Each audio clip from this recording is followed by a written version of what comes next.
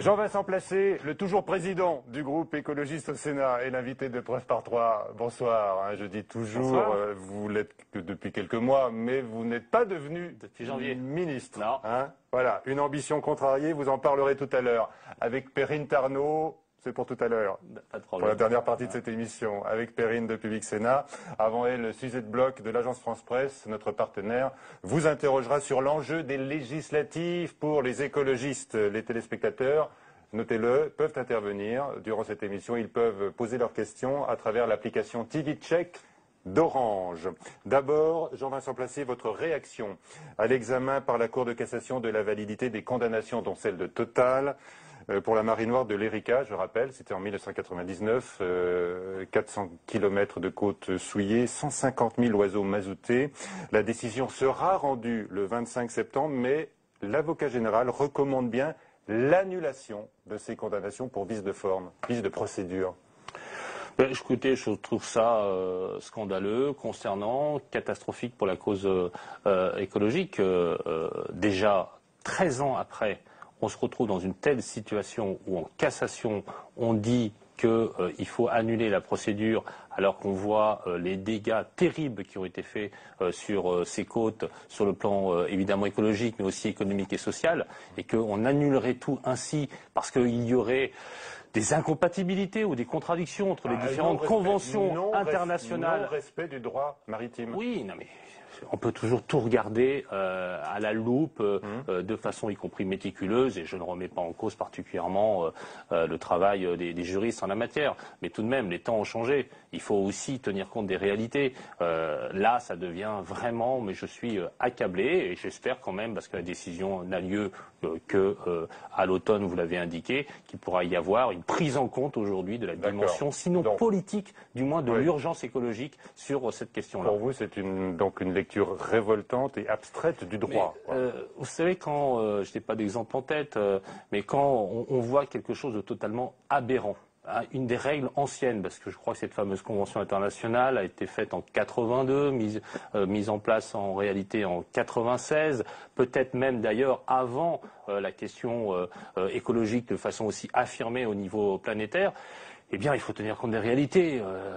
En dehors des différentes zones, dans cette zone internationale, parce que pavillon maltais, on serait absous de toute responsabilité, parce que le pays en question, Malte, n'aurait pas attaqué, serait pas porté à demander préjudice, parce que c'est de cela dont il s'agit sur le plan du droit. Enfin, tout de même, c'est aberrant. Le droit ne doit pas être, ne doit pas être révoltant. Le droit doit correspondre juste à de la justice, ce qui n'est pas le cas. Alors, peut-être que c'est un sujet d'union nationale. On en cherche de temps à autre dans notre pays, pas pendant les périodes électorales, évidemment, Jean-Vincent Placé, mais votre collègue Bruno Retailleau, qui est par ailleurs président du Conseil général de Vendée, annonce une proposition de loi pour sanctionner tout préjudice écologique. Là, vous le suivez? Oui, on ne l'avait pas attendu d'ailleurs, parce qu'il y a déjà différentes dispositions qui sont mises en place, depuis 2004 notamment, sur le sujet, mais bien sûr tout élément qui va dans ce sens-là est le bienvenu, et sinon union nationale, du moins mobilisation des consciences et des volontés, eh bien c'est très bien, bien sûr.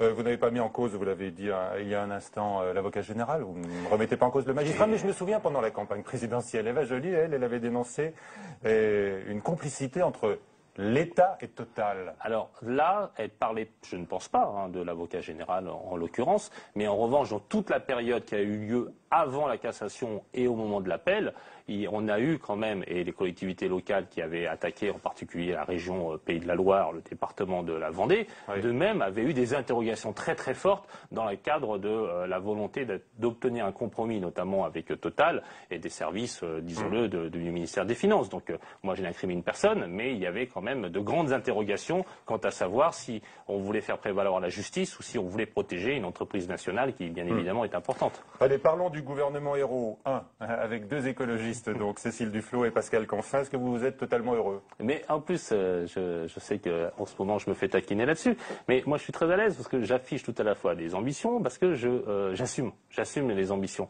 Après, je suis très heureux d'être président du groupe écologiste au Sénat, et en plus je vais vous dire pourquoi je ne suis pas déçu, parce que je trouve ce gouvernement important, au-delà même de Cécile Duflot et de Pascal Canfin, qui sont des gens remarquables, qui ont une bonne image, qui sont des gens compétents et sérieux, avec des ministères très intéressants. Je trouve que François Hollande et Jean-Marc Ayrault ont réussi à confectionner un gouvernement extrêmement équilibré, paritaire, ce qui est extrêmement positif évidemment et nouveau, équilibré sur le plan des territoires, équilibré sur le plan des générations et avec des origines de compétences de façon très diverse, et je trouve ça très positif. Donc c'est un beau gouvernement. Des origines tout court, diverses d'ailleurs. Oui, j'allais l'oublier parce que moi j'intériorise beaucoup ça peut-être, mais c'est un beau gouvernement de la gauche diverse qui est là et qui, je pense, donne envie aux Françaises et aux Français pour ces élections législatives de renforcer la majorité présidentielle dans sa diversité, bien évidemment, car vous le savez, nous avons beaucoup de candidats écolos et il faut de la diversité dans cette majorité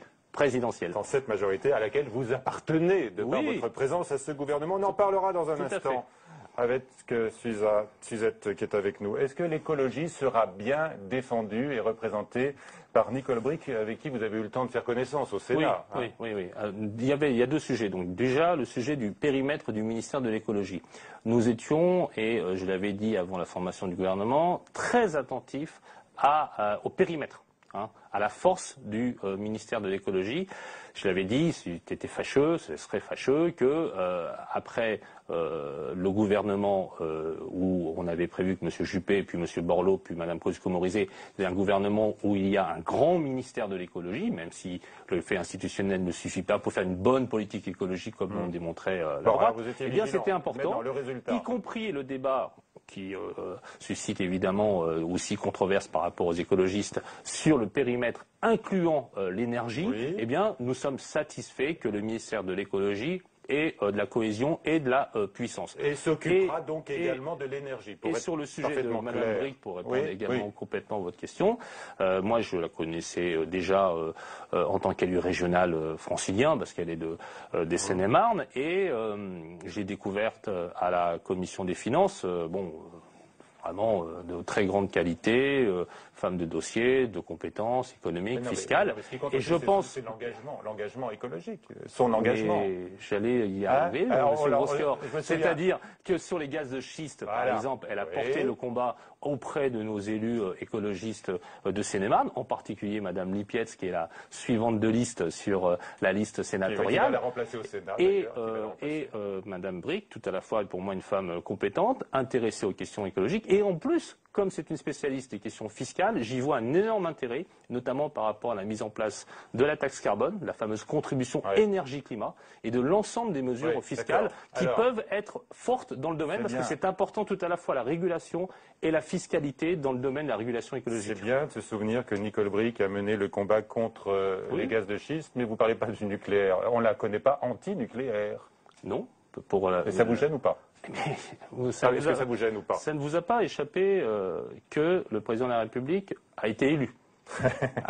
Il a été élu sur un programme. Et ce programme, d'ailleurs, correspond au compromis que nous avons trouvé dans l'accord PS Europe Écologie. Non, mais si vous me permettez de faire les réponses, parce que je sais que vous pouvez tout faire, mais moi j'essaie de faire les réponses, eh bien, l'orientation du président de la République que nous partageons sur l'accord de compromis, c'est 75% à 50% d'ici 2025 de la production d'électricité en France par le nucléaire. Bien sûr, nous fermons Fessenheim maintenant, et nous voulons qu'il y ait plus de réacteurs qui soient fermés et plus vite. Mais ça ne vous a pas échappé que nous n'avons pas le rapport de force dans la société et dans les institutions pour cela. C'est le sens du compromis. Et donc, je pense que Mme Bricq sera attachée à ce compromis 75-50%. Au développement des énergies renouvelables, qui est l'autre élément de cet accord qui est extrêmement important sur le photovoltaïque, sur le solaire, sur les éoliennes, sur la géothermie, etc. Et également sur le troisième sujet, effectivement, c'est la question de la maîtrise justement de la consommation énergétique, qui est un gros volet, notamment sur le bâtiment et le logement, et nous y arrivons, où Madame Duflot, Cécile Duflot est ministre de l'égalité des territoires et du logement, et ce volet-là sera un volet très important, en lien avec Madame Lebranchu, qui, elle, s'occupe de la réforme de l'État. Donc vous voyez, tout cela, dans la collégialité et la transversalité, pourrait faire une belle politique écologique. D'accord, très bien. Vous avez dit on ferme Fessenheim tout de suite. Non, quand même pas tout de suite, dans 5 ans, hein, à la fin du quinquennat. Hein, c'est ce qu'a dit le candidat. Quand on élu. entame, et ça c'est intéressant, quand on entame la décision de fermer, cela se fait sur 4 ans. Sur la durée, voilà, c'est ça ce qu'a dit le président de la République et c'est ça la réalité. En toute fin de quinquennat. Vous avez donc parlé de Madame Duflot, Cécile Duflot, ministre. Jusqu'à présent, elle s'est vue reprocher son jean lors du premier Conseil des ministres. Polémique ridicule. Mais l'UMP a trouvé d'autres têtes de Turcs et ailleurs, avec Arnaud Montebourg, qui finalement un peu je me souviens retiré ses propos. vos confrères de journalisme n'avaient pas mis de cravate une fois à un journal de 20 heures et il avait reçu, paraît-il, plein de lettres et tout ça. Enfin bon, franchement. Bon. Hein, c'est parce que nous on est en cravate que tout le monde est obligé de mettre des cravates. Allez, on oublie l'histoire du voilà. On parle d'Arnaud Montebourg, condamné pour insulte, et puis Christiane Taubira, alors là, accusé de laxisme. Qu'est-ce que vous avez envie de dire pour les défendre l'un et l'autre? Qu'est-ce que vous voulez que je vous dise? Enfin, personne, j'espère, n'envisage d'enlever un ministre de la République parce qu'il aurait eu un propos peut-être un peu excessif, qu'il a regretté aujourd'hui, si j'ai bien compris. Bon, on n'enlève pas, mais lui enlève ses propos. L'injure et la diffamation, c'est pas bien. Enfin, voilà, parfois, y compris dans le champ politique, voilà, ça fait partie des choses. Voilà, bon, disons les choses telles qu'elles sont. Tant que ce n'est pas atteinte à l'honneur ou à la dignité des uns et des autres, et que ça reste dans un champ lexical convenable. Angélisme, laxisme, suppression des tribunaux correctionnels pour les mineurs récidivistes. Pour le coup, c'est beaucoup plus grave, parce que je crois qu'aujourd'hui, la droite est dans une nasse. Dans la défaite, elle essaye de se ressaisir non pas sur des propositions pour le pays, mais sur des mots d'ordre, y compris très ciblés individuellement. Et quand on dit quand même, M. Grossior, qu'un haut responsable de l'UMP, qui paraît-il est républicain, qui dit voter Front National, c'est avoir Madame Taubira. Comprenez qu'on arrive quand même à faire des raccourcis quand même extrêmement fâcheux.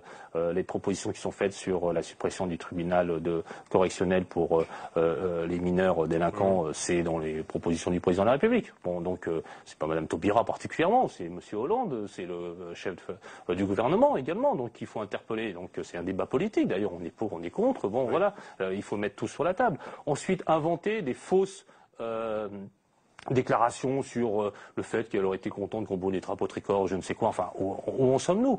Moi, pour ma part, je connais très très bien Christiane Taubira depuis assez longtemps d'ailleurs. Oui. C'est une femme d'honneur, de dignité, de compétence, de responsabilité, très attachée à la République, particulièrement à la laïcité. Et c'est vraiment, je trouve, un procès ad hominem, si j'ose dire, scandaleux.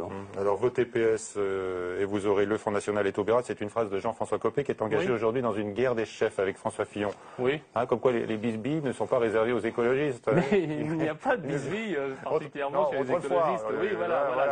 Je suis content parce que dès qu'il y a une idée installée, c'est que on disait dans le temps les écologistes ils sont bordéliques, allez disons un gros mot à cette heure-ci, et puis ils sont divisés. Alors qu'est-ce que vous dites vous aujourd'hui sur l'UMP aujourd'hui? Ils sont divisés. Je n'irai pas jusqu'à redire ce mot trivial que j'ai utilisé, mais ils sont très divisés, oui. Mais par ailleurs, moi, je n'ai pas de commentaire à faire. Je m'en réjouis pas parce que je pense que la qualité du débat démocratique, c'est de faire des propositions, c'est de parler des grands enjeux. Il faudrait mieux de parler de ce qui s'est passé à l'OTAN, des engagements de nos troupes en Afghanistan, une promesse que le président Hollande tient, de la fermeté de la discussion avec les Allemands et l'Union européenne sur la question de la renégociation du traité. Sur la volonté de faire des eurobonds pour investir davantage dans des industries nouvelles. Enfin bon, voilà. Donc parlons des projets gouvernementaux, de l'encadrement des loyers par Madame Duflot, du fait que sur les hébergements d'urgence, on fait attention, y compris d'aller jusqu'au 31 mai. Enfin bon. J'ai l'impression que j'ai le porte-parole du gouvernement là. J'en vais s'en passer là. Vous déroulez tout le programme. Déjà, quand on est un soutien du gouvernement comme moi, c'est bien naturel de le défendre. Allez, on va en parler justement dans un instant. On sait que l'enjeu politique du moment, c'est bien sûr le scrutin législatif avec des coups de canif à l'accord entre le PS et Europe Écologie Les Verts. Des dissidents partent donc à l'assaut de circonscriptions qui vous étaient réservées, comme on dit par exemple à Lyon. Une bataille fait rage dans la première circonscription entre de belles têtes d'affiche, comme l'a constaté François Goulin. Le candidat investi par le PS, c'est lui, l'écologiste Philippe Mérieux. L'accord signé entre les Verts et le Parti socialiste l'a officiellement désigné il y a 6 mois. Mais à quelques rues de là, dans la même circonscription, le dissident radical Thierry Braillard mène également campagne. Je suis candidat ici aux élections législatives pour François Hollande et Gérard Collomb. Les tracts de ces deux concurrents de gauche se ressemblent étrangement. L'un affiche la rose socialiste, l'autre est la copie conforme du dépliant de François Hollande pendant la dernière campagne. Tous deux affichent d'ailleurs le soutien du président. Mais que se passe-t-il à Solferino ?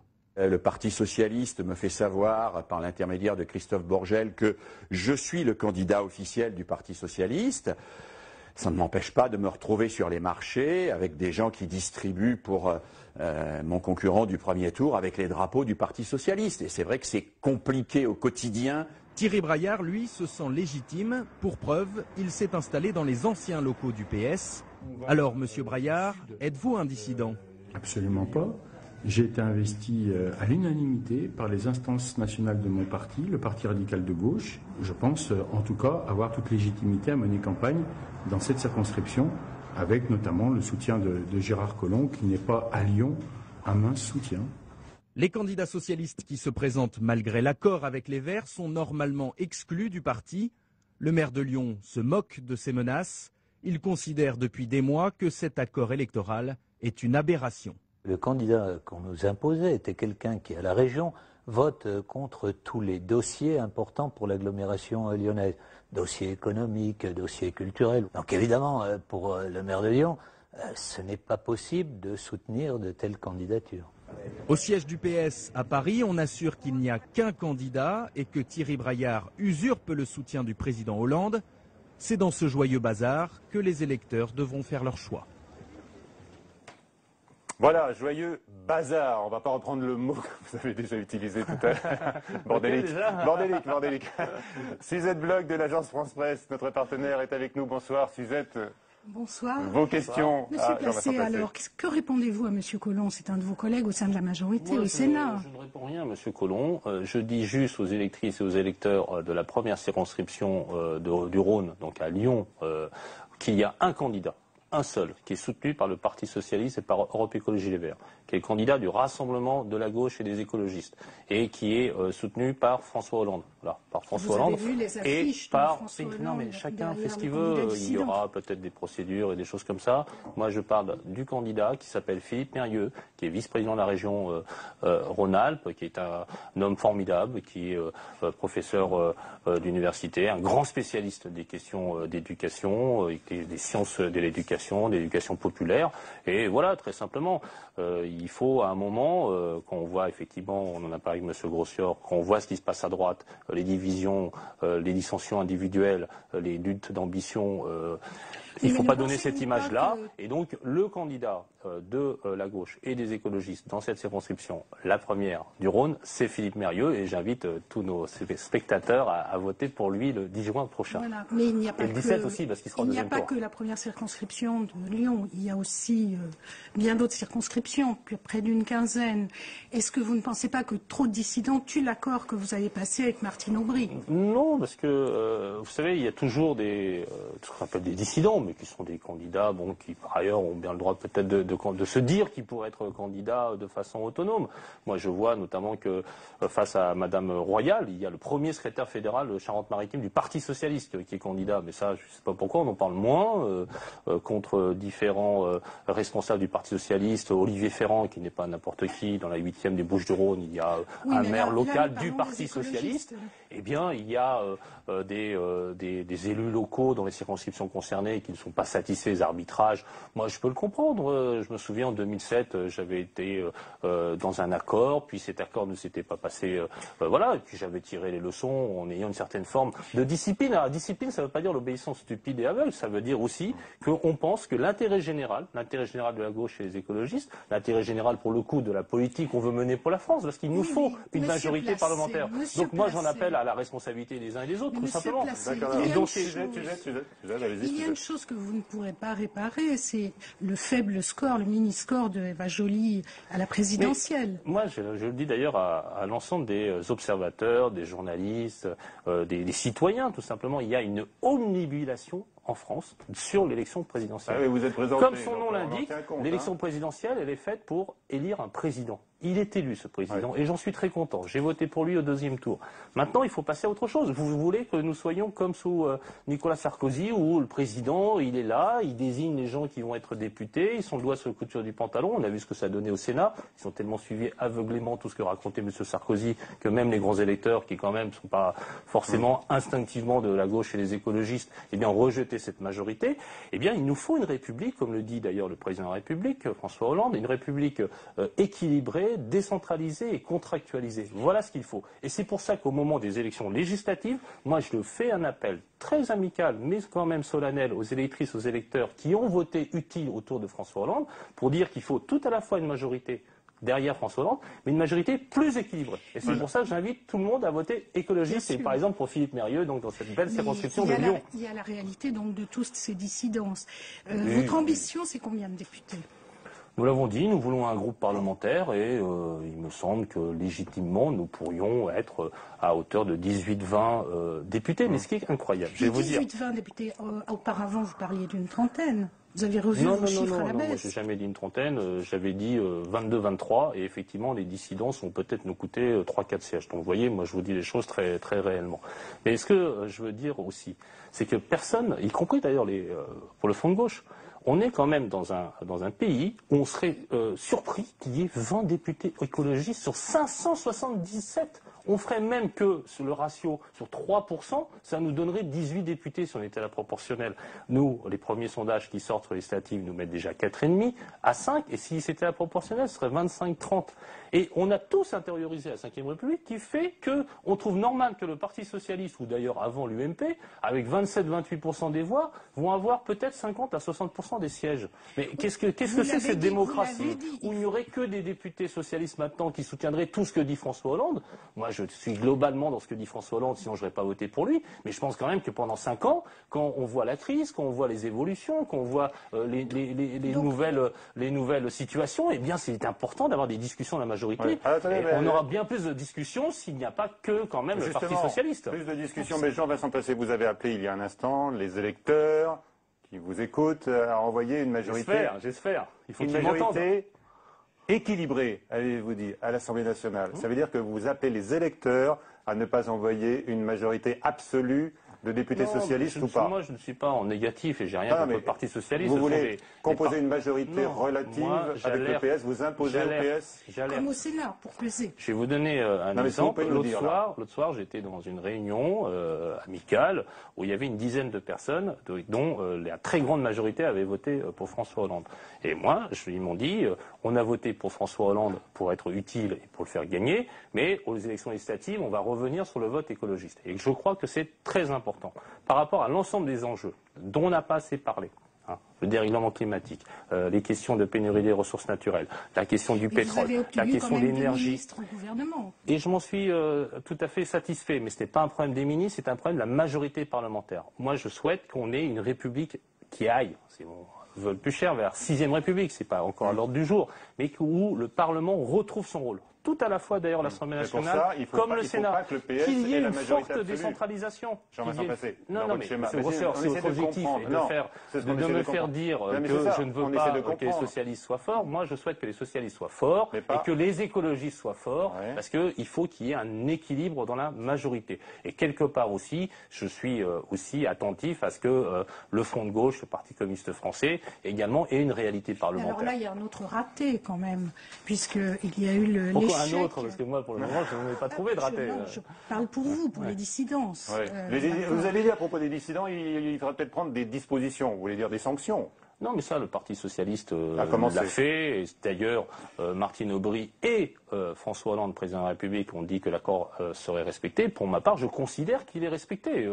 On n'est pas dans la police politique. S'il y a des gens qui veulent candidater, ils candidatent. Mais en revanche, ils ne peuvent pas se prévaloir du soutien du Parti Socialiste et encore moins du président de la République, parce que le président de la République a indiqué que dans ses 63 circonscriptions, il considérait que celui ou celle qui le représentait était le candidat d'Europe Écologie Les Verts. Ça, c'est très important. On l'a compris. Bien sûr. Suzette. Alors, autre raté quand même, c'est l'échec de l'accord de la gauche pour les candidatures uniques en cas de Front National très fort.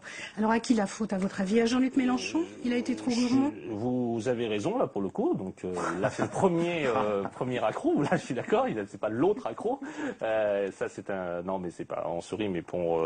je pense que en tant que responsable de la gauche, c'est pas bien pour moi de constater cet échec, qui est règle et que je reconnais. Imputable, là.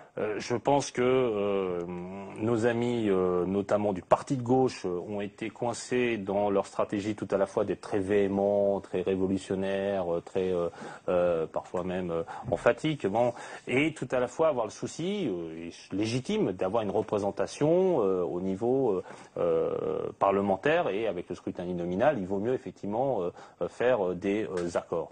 Alors, on n'a pas pu aboutir. Je pense qu'il y a eu la surenchère, on l'a dit, de la part du parti de gauche et de Jean-Luc Mélenchon. Bon, voilà, on ne veut pas en faire une affaire, parce que le sujet par rapport au Front National est extrêmement important, et il faut qu'on soit très très clair au premier tour, bien sûr, et puis au deuxième tour aussi, et donc ça c'est un sujet quand même sérieux au-delà de la question de l'accord électoral.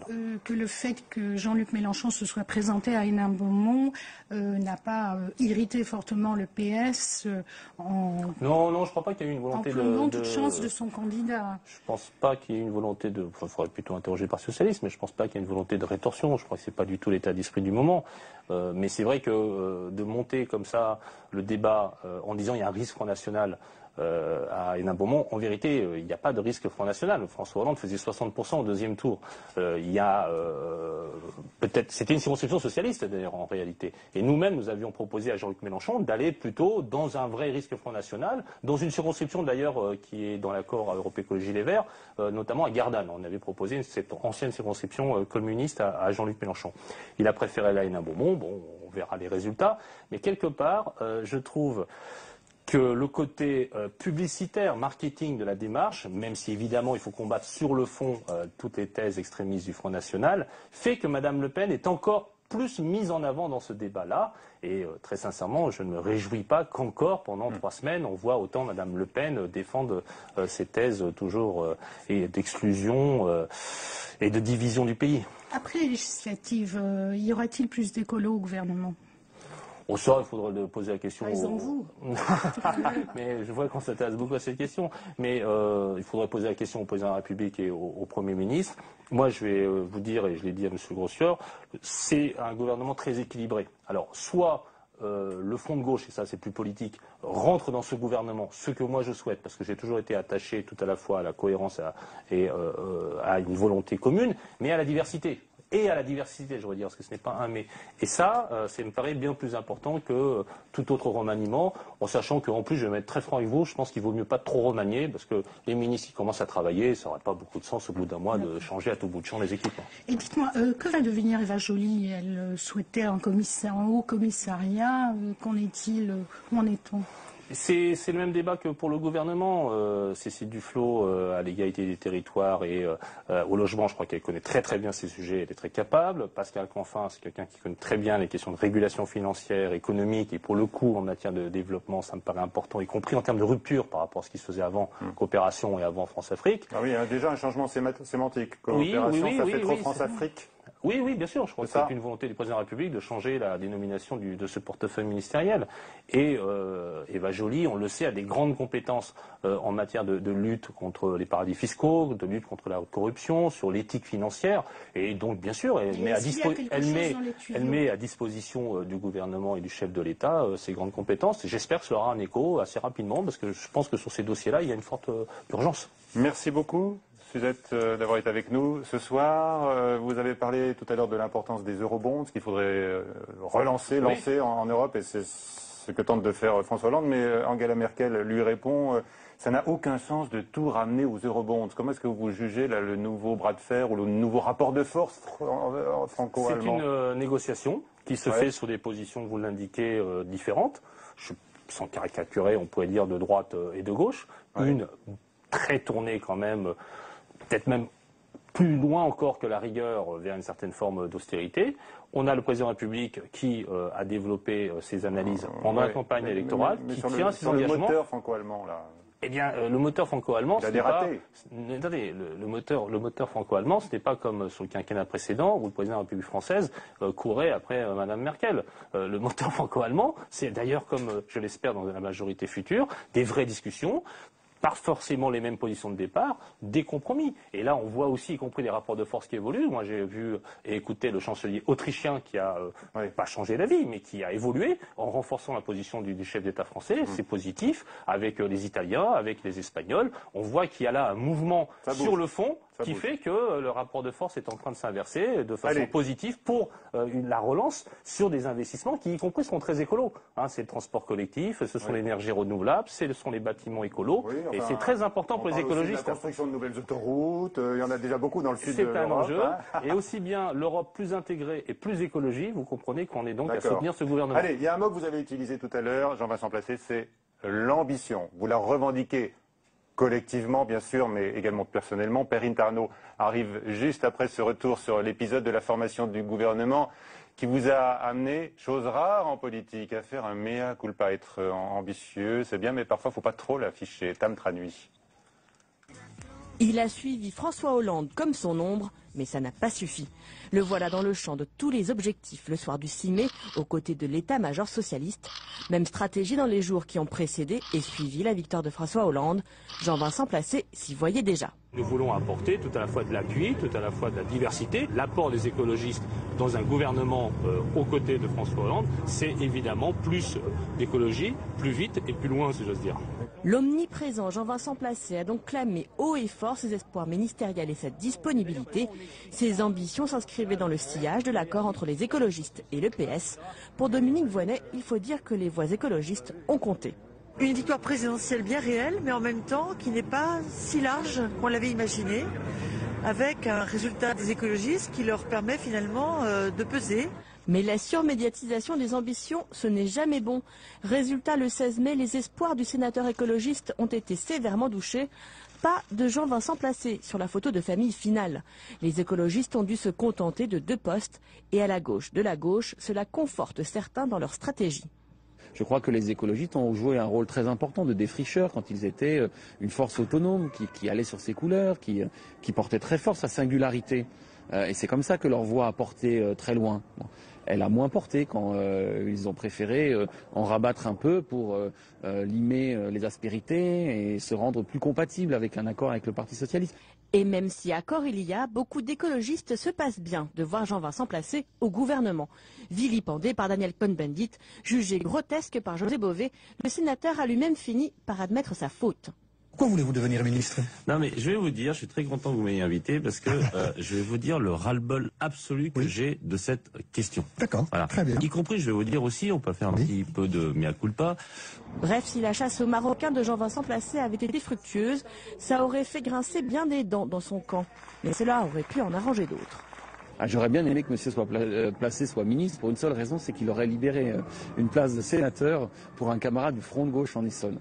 Bref, Jean-Vincent Placé, prévenu, qui part à la chasse, perd sa place. Voilà, Perrine Tarnaud nous a rejoint. Bonsoir Perrine. Alors, vos questions personnelles, j'imagine, Jean-Vincent Placé. Très personnel. Jean-Vincent Placé. On va commencer par... On a un partenariat avec Orange et TV Check, leur application TV Check. Il y a beaucoup de questions justement autour du fait que vous n'êtes pas au gouvernement. Notamment une question d'Olivier qui demande, après tout le mal que vous êtes donné, on vient de le voir encore dans le reportage, pas trop déçu? Non, et franchement... bien plus franc et sincère de dire qu'on est ambitieux et qu'on veut être dans l'exécutif. Moi, j'étais à la région Île-de-France président de groupe, je suis devenu vice-président au transport, j'ai fait ça avec beaucoup de passion et d'enthousiasme.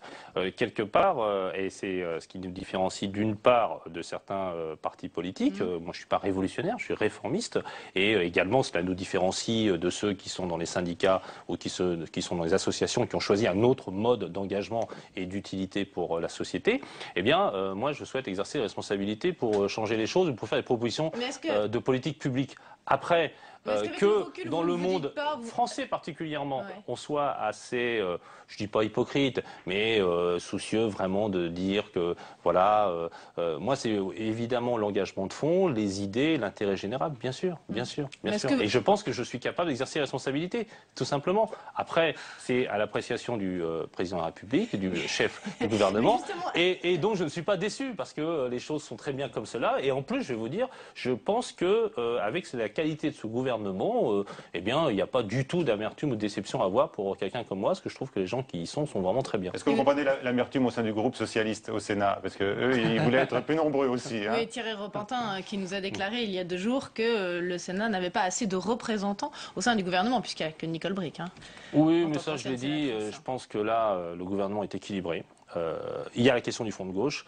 Le déséquilibré, même après des législatives qui redonneraient une autre situation de rapport de force, je ne pense pas que ce soit très utile. Vous n'êtes donc pas candidat pour le gouvernement, vous nous dites là. Non, mais c'est clair. C'est pas un problème d'être candidat ou pas. Je répète toujours la même chose. Moi, je veux exercer des responsabilités et je continuerai tout à la fois à parler d'écologie, à développer le mouvement écologiste, et j'ai l'impression quand même qu'il se développe, faire en sorte que le groupe ici au Sénat travaille bien, qu'il y ait enfin un groupe à l'Assemblée, qu'à terme il y ait plus de responsabilités, qu'aux prochaines élections notre audience augmente. Donc voilà, moi je suis là-dessus d'une indéfectible persévérance. En tout cas, c'est un échec de la méthode Jean-Vincent Placé, c'est-à-dire établir d'entrée un rapport de force pour arriver à ses fins. Non, mais je vous remercie de penser qu'il y a une méthode, mais vous savez, ça fait 20 ans que je suis dans la vie politique et très clairement, j'ai beaucoup plus perdu de scrutin que je n'en ai gagné, mais tout simplement parce que je crois que les idées, et tout à la fois de la gauche et tout à la fois les idées des écologistes, elles ne sont pas majoritaires dans le pays, elles ne sont pas toujours faciles à expliquer dans un monde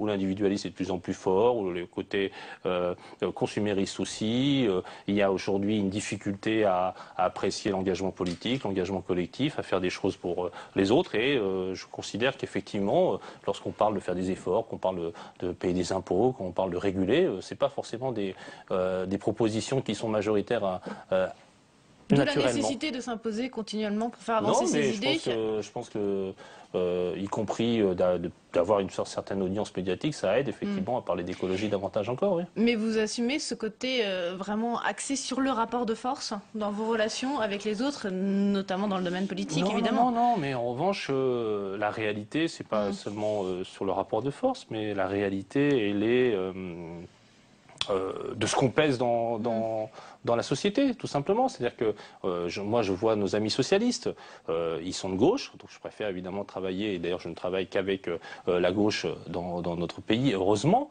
Après, je constate qu'ils sont plus productivistes que nous. On a les dossiers de l'EPR qui nous clivent, on a les dossiers de Notre-Dame-de-Lande, et j'ai l'impression que plus on convainc de citoyennes et citoyens de la pertinence de nos idées écologiques, et plus on peut peser pour faire en sorte que justement on puisse sortir nucléaire un jour. Et je suis persuadé que si depuis 2-3 ans nous n'avions pas si nous n'avions pas moins parlé d'écologie, probablement que François Hollande ne serait pas arrivé à sa proposition de compromis sur les 75%, 50% d'énergie, de production d'électricité par énergie nucléaire. Donc voilà, c'est très important d'avoir une audience qui s'accroît. Donc vous pouvez appeler ça du rapport de force. On essaie de vous poser des questions plus personnelles, moins sur la stratégie globale. Vous avez compris. On fonctionner dans vos rapports aux autres. Perrine, vous interrogez sur la méthode placée. On se dit qu'il en existe une. Non, je ne suis pas sûr qu'il y ait une méthode placée. Il n'y a pas une méthode placée? Non.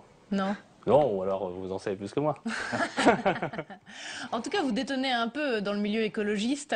Et plus de 10 ans après votre adhésion au Vert, on se demande pourquoi vous avez choisi ce parti. Eh bien, vous n'avez pas exactement le profil. Pourquoi? C'est le look. Oui, c'est un peu, ça passe par le look, évidemment. C'est terrible, c'est-à-dire que quand on est en costume et avec une cravate, on est soit journaliste, soit chef d'entreprise, soit de droite. C'est quand même. Mais on peut être journaliste écologiste et devenir ministre comme M. Canfin. Non, mais moi, en plus, j'ai commencé ma carrière professionnelle comme auditeur financier, donc j'ai peut-être gardé ça comme ça. Et puis, je suis plutôt issu d'une famille. Mon père n'aime pas que je dise de droite, disons, voilà, traditionnelle, ça c'est bien. Et très tôt, je suis seul, d'ailleurs, dans ma famille, à être un homme de gauche. J'ai voté à gauche tout de suite pour François Mitterrand en 1988 à la première élection, et parce que C'était pas réaction à votre famille? Non, mais pas du tout. C'est marrant parce qu'on me pose toujours cette question-là, donc je vous en parle, Madame Tarnot. Mais parce que j'ai beaucoup réfléchi quand j'étais adolescent déjà, je me suis beaucoup intéressé à l'histoire de notre pays, à la politique, à l'engagement, et j'ai eu une idée comme ça, parce que j'ai un parcours particulier, parce que j'ai été adopté, venu de Corée, j'étais dans un orphelinat, et j'ai eu la chance d'avoir une éducation dans un milieu aisé, culturellement et même financièrement, et je me suis dit, alors je dis pas que c'est pas peut-être un peu caricatural, hein, je veux pas être trop binaire maintenant, mais je me suis dit, si on donne des facilités d'éducation à quelqu'un qui vient, y compris de très très loin, eh bien il y a une possibilité d'en faire un citoyen convenable. Donc voilà. Et je me suis dit, ça c'est peut-être une valeur de gauche, vous voyez, l'éducation, la culture, la progression sociale, et donc c'est assez naturellement je me suis tourné vers la gauche. Et je le dis très clairement, au départ, moi je ne suis ni né, hein, bien évidemment, ni même été éduqué dans l'écologie, plutôt dans le productivisme d'ailleurs dans la famille. Et j'ai eu la chance de rencontrer Michel Crépeau, député maire de La Rochelle, avec lequel j'ai travaillé comme assistant parlementaire. Radical de gauche, mais radicalement écolo. Hein. C'était le premier maire écolo, et il avait déjà fait les Vélib dès 1976. Et cette préoccupation d'écologie urbaine, je l'ai acquise dans le cadre de mon activité professionnelle. Et puis la conviction écolo, et s'est construite aussi, grâce à la chance, hein, comme souvent, de faire des rencontres. Moi, les miennes, ça ont été Noël Mamère, Guy Asquette, hein, qui ont été dans la majorité sous Jospin, au gouvernement aussi, et qui ont fait comprendre que la question tout à la fois de la planète, des ressources naturelles, de la production était une question essentielle pour la régulation à gauche. Et voilà, vous voyez, donc je suis devenu écologiste. Mais finalement, que j'ai gardé le costume cravate. Peut-être que paradoxalement, c'est cette singularité qui vous a permis une ascension assez rapide au sein des Verts. Il faudrait leur demander, mais et d'ailleurs, et je le dis parce que j'ai toujours de l'amertume de cela, peut-être d'ailleurs est-ce de ma faute, mais j'ai la conviction et de gauche, comme je viens de le dire, et écologique, et européenne, et républicaine profonde. Hein, j'ai ces convictions très fortement ancrées, et peut-être, y compris effectivement, mon style fait qu'on voit plutôt que l'extérieur ou la com ou le rapport de force. Et ça, oui, le côté un peu brutal voilà. Alors que vous avez quand même pas mal d'ennemis aussi au sein de la classe politique. Alors qu'au final, mes proches, final, vous êtes un gentil, alors que mes proches savent que j'ai un cœur de coton. Vous assumez le fait de vous faire des ennemis d'emblée. Non, mais ça... Non, vous n'assumez pas? Alors, je suis pas sûr qu'à cette heure-là, c'est bien de faire une psychanalyse que j'ai jamais faite, mais c'est vrai que quand on arrive comme moi à 7 ans, tout petit et un peu frêle, ce qui est plus tout à fait le cas, et sans parler un mot de français, il faut s'affirmer. Et je sais que quand on était à 7 ans comme ça, ou même au collège, j'ai toujours dû m'affirmer. Voilà. Donc j'ai toujours dû, y compris, me fixer des objectifs dans ma tête pour progresser. Et peut-être que maintenant que je suis plutôt installé, que y compris je suis très heureux dans ma vie personnelle, eh bien, il doit peut-être y avoir un petit côté plus sage. Il vous reste quand même, hein, il y a des choses de l'enfance. Il vous reste des choses de l'enfance, manifestement. Mais le président Mao disait que le grand homme doit, au fait de sa puissance, garder un cœur d'enfant. Donc je ne suis pas au fait de ma puissance, mais j'ai mon cœur d'enfant. Une dernière question qui ne vous concerne pas, Jean-Vincent Placé. Est-ce que vous comprenez la tentation de Bizerte de Bertrand Delanoë? Il paraît qu'il s'est réfugié chez lui, dans sa maison, en Tunisie. Il boude parce qu'il n'est pas au gouvernement. Il n'a pas été ministre comme d'autres. Alors, je connaissais avant celle de Venise, qui était celle d'Alain Juppé. Non, enfin moi je sais pas si c'est bien ou pas bien. Est-ce qu'il boude Bertrand Delanoë parce qu'il n'est pas rentré au gouvernement? Non, mais ça j'en sais rien déjà. Et puis vous n'avez pas boudé. Non. Une heure et pas plus. Non, même pas. Il faut savoir céder les choses, passer à autre chose, et puis continuer ce que je fais, développer l'écologie, et il y a du boulot. Merci Jean-Vincent Placé, merci Perrine. Merci. Bonsoir à tous et à bientôt donc, pour un prochain numéro de Preuve par Toi. Ce sera mardi bien sûr à 18h. Bonsoir.